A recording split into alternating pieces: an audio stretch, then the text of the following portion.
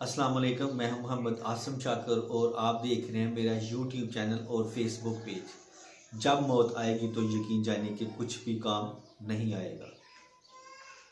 आपके दुनिया से जाने पर किसी को कोई फ़र्क नहीं पड़ेगा और इस दुनिया के सब काम काज जारी रहेंगे। आपकी जिम्मेदारियां कोई और ले लेगा। आपका माल वारसों की तरह चला जाएगा और आपको इस माल का हिसाब देना होगा। तो प्लीज़ मेरे इस YouTube चैनल को लाजमी सब्सक्राइब करें। मौत के वक्त सबसे पहली चीज़ जो आपसे चली जाएगी वो नाम होगा। लोग कहेंगे मैयत है, डेथ बॉडी है, कहाँ है। जब वो जनाजा पढ़ना चाहेंगे तो कहेंगे जनाजा लाएं। जब दफन करना शुरू करेंगे तो कहेंगे मैयत को करीब कर दें। आपका नाम हरगिज़ ना लिया जाएगा। तो माल, हसब, नसब, मनसब और औलाद के धोखे में ना आइए। यह दुनिया किस कदर ज़्यादा हकीर है और जिसकी तरफ हम जा रहे हैं वो किस कदर अजीम है। आप पर गम करने वालों की 3 अक़साम होंगी। नंबर 1, जो लोग आपको सरकारी तौर पर जानते हैं वो कहेंगे हाय मस्कीन, अल्लाह उस पर रहम करे। नंबर 2, आपके दोस्त चंद घड़ियाँ, चंद दिन गम करेंगे, फिर वो अपनी बातों और हंसी मजाक की तरह लौट जाएंगे।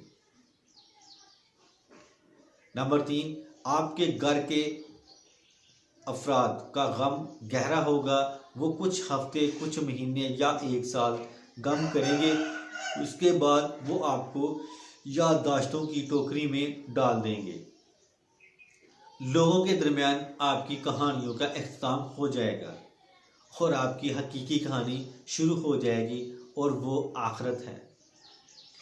आपसे ज़ायल हो जाएगा आपका हुस्न, माल, सेहत, औलाद।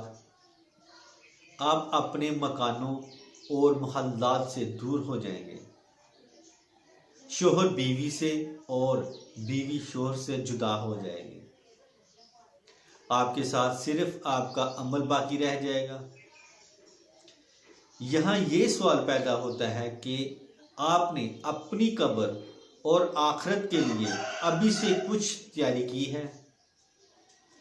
ये वो हकीकत है जो गौर व फिक्र की महताज है, इसलिए आप इसकी तरफ तवज्जो करें।